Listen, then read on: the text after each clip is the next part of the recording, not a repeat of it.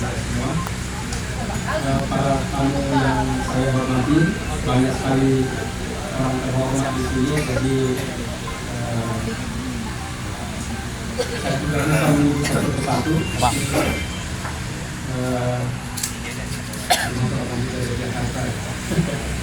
Jadi saya sangat berbahagia datang di sini, Bang Nasir.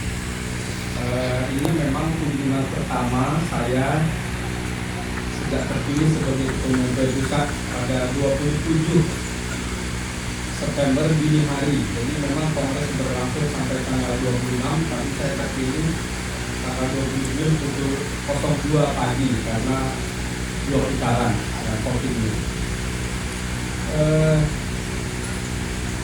Bagi saya juga yang membahagiakan adalah bahwa saya hadir di Provinsi paling barat di Indonesia, di Aceh, yang saya sudah berkali-kali kemari, tetapi ini tentu momen yang paling membahagiakan bagi saya.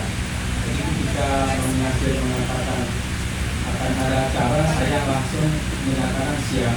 Ya. Karena bagi saya Aceh ini sebetulnya sama dengan PWI itu besar sebetulnya.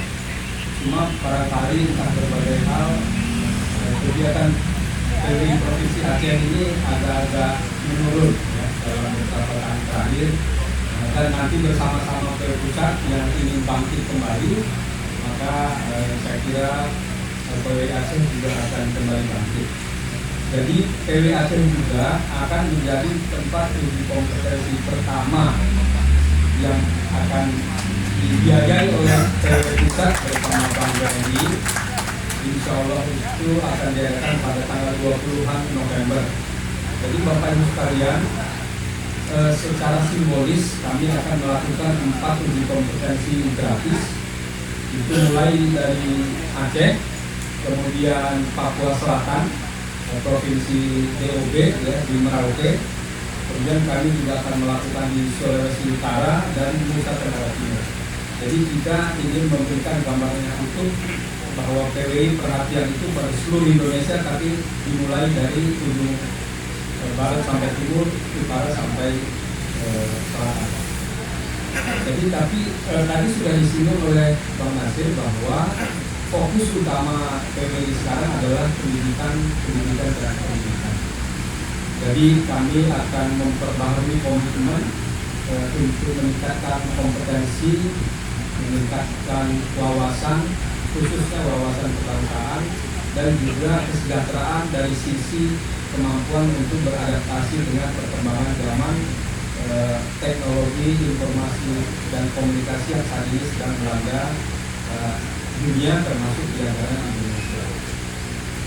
Kami akan menghidupkan kembali sekolah jurnalisme Indonesia, safari jurnalistik, dan berbagai kegiatan pendidikan dan pelatihan.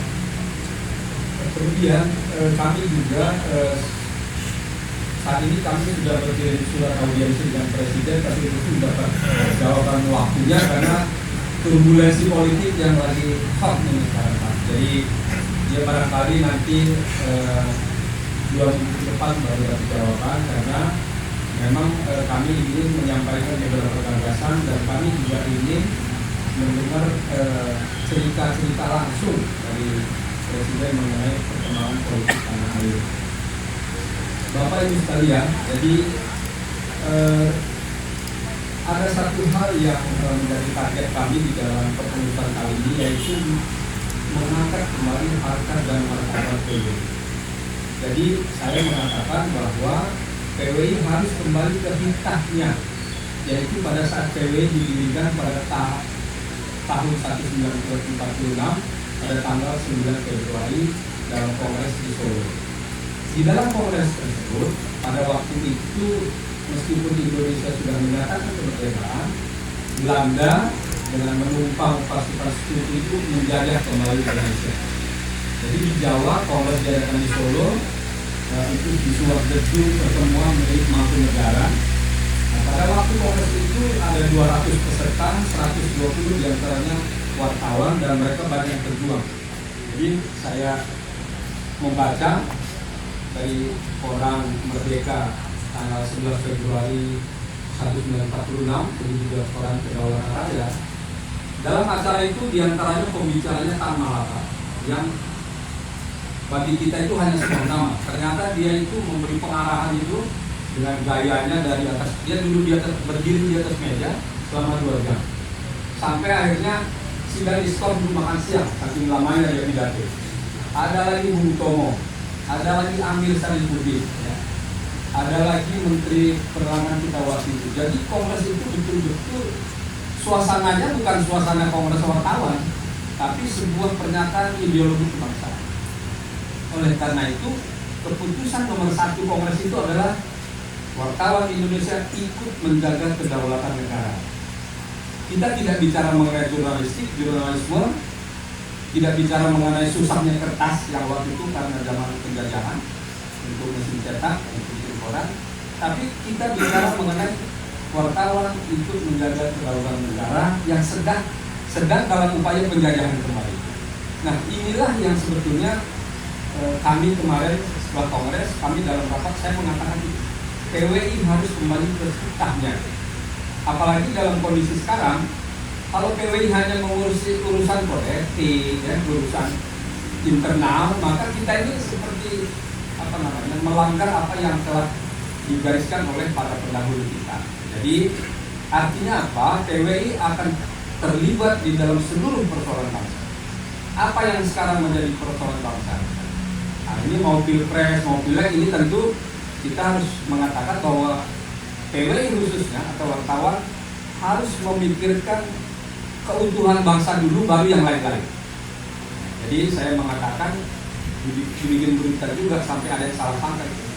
Kita sekarang ini adalah PWI merah putih, tapi ada yang mengaitkan PWI merah putih dengan salah satu capres. Nah, ini kan repot, ya. Padahal maksudnya menjaga NKRI tetap utuh. Saya mengatakan anggota PWI pertama-tama dia harus menyadari dia adalah warga negara Indonesia. Baru kemudian dia wartawan. Nah, ini kan beda. Sehingga dalam setiap karya jurnalistiknya dia harus memikirkan keutuhan bangsa. Dia nggak berbicara mengenai apa-apa, tapi keutuhan bangsa. Melihat kalau mau bikin berita, apakah berita saya ini malah mengadu domba ini? Ya kan, memecah belah bangsa. Jangan. Dia harus berpikir bagaimana supaya berita ini, ya, dia poles, dia kemas menjadi oke lah, ada kritik, ya, ada segala macam, tapi tetap di dalam kerangka menjaga keutuhan bangsa. Nah, oleh karena itu memang nanti ada banyak rencana kami, diantaranya adalah melakukan pelatihan kembali yang dulu pernah terjadi di zaman Orde Baru, ya, Orde Baru, tapi sebetulnya waktu itu Pak Rosihan Anwar itu yang memberi pelatihan kepada seluruh wartawan di Indonesia, Pak. Itu mengapa di zaman Orde Baru, walaupun kita suka atau tidak suka, kualitas wartawan ya di Kalimantan, di Papua, di Sumatera, di Jawa sama, Pak. Karena dia dilatih secara dengan kurikulum yang baik oleh satu orang yang memang menguasai masalah. Nah, ini akan kami lakukan kembali karena banyak yang tidak tahu apa itu PWI, anggota PWI sendiri, bahkan pengurus PWI. Saya katakan satu-satunya organisasi wartawan yang I-nya Indonesia itu hanya PWI. Ya, ini maaf aja nih. Kalau AJI itu I-nya itu independen, IJTI I-nya itu independen juga. Di dalam PDPRT, di dalam preambulnya yang mengatakan bahwa ideologi kami Undang-Undang Dasar 45 dan Pancasila itu hanya PWI. Yang lain adalah humanisme universal. Nah, barang apa itu saya nggak tahu juga. Jadi maksudnya kita ini berbicara inilah tanah airku. Bukan aku wartawan tapi menulis sesuai selera atau sesuai dengan tren global. Nah, ini saya kira. Jadi Pak Nasir, jadi kami akan berusaha untuk melakukan pelatihan nanti. Target saya sih dalam 4-5 tahun ini mungkin 5.000 orang sudah mendapat pemahaman mengenai ideologi kebangsaan. Kita memandang, karena begini juga, di dunia ini tidak ada wartawan yang netral. Amerika itu kalau dalam persoalan dengan Israel, dia lebih ke Israel, ya. Nggak peduli lagi dia. Ya. Ketika dia perang dengan Irak, dia udah bicara, nggak ada lagi dia bicara mengenai independensi, dia pro Amerika. Begitu pula kalau kita ke Singapura, ke Malaysia, Korea, apalagi Cina misalnya, Rusia, semua itu berakar pada nasionalismenya. Kenapa kita kok sok tahu merasa kita ini orang global. Kita ini independen global, warga global. Tidak, kita adalah pertama-tama warga negara Indonesia yang memikirkan keutuhan negara sambil ikut membangun bangsanya dengan upaya-upaya.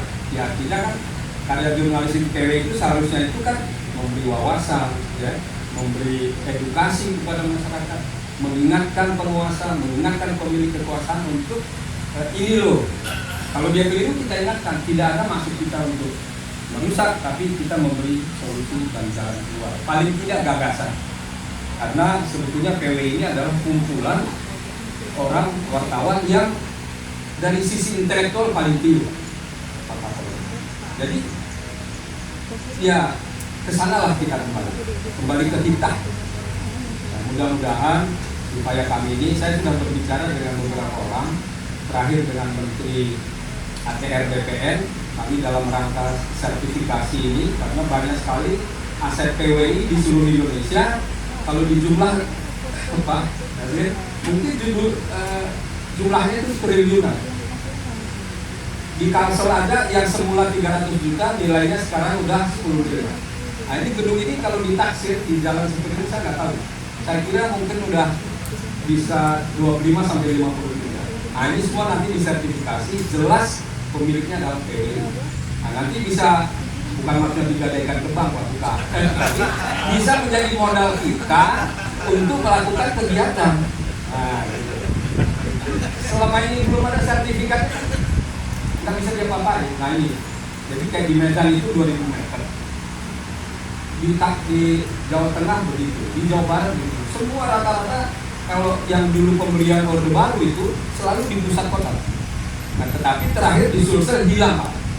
2000 meter dengan harga tanah antara 50 juta, jadi kita udah hitung berapa, hilang Pak sekarang. Ditarik kembali oleh Pemprov karena tidak bagus organisasi. Di Kalbar juga kami dulu punya aset sebesar itu, meskipun bangunannya kayu bertingkat, hilang. Nah, ini kita nggak mau hal itu kembali terjadi. Jadi saya kira itu Bapak Ibu sekalian, mohon maaf ini agak panjang, tapi saya kira kami ingin PWI kembali menjadi organisasi yang disegani karena di PWI berkumpul tokoh-tokoh orang-orang yang mendharmabaktikan bekerja untuk Indonesia ini sudah begitu lama. Saya bahkan bilang kepada Pak Hadi Cahyanto yang bekas Panglima, Pak, kami ini berdiri 9 Februari 46. Waktu itu TNI sudah terbentuk tuh. Dengan Kadif Humas Polri juga saya bilang, kayaknya duluan PWI berdiri ini daripada Polri dan jelas dharma baktinya. Jadi patutlah kalau kita mengangkat kembali harkat dan martabat Polri. Saya kira begitu. Terima kasih. Assalamualaikum warahmatullahi wabarakatuh. Waalaikumsalam.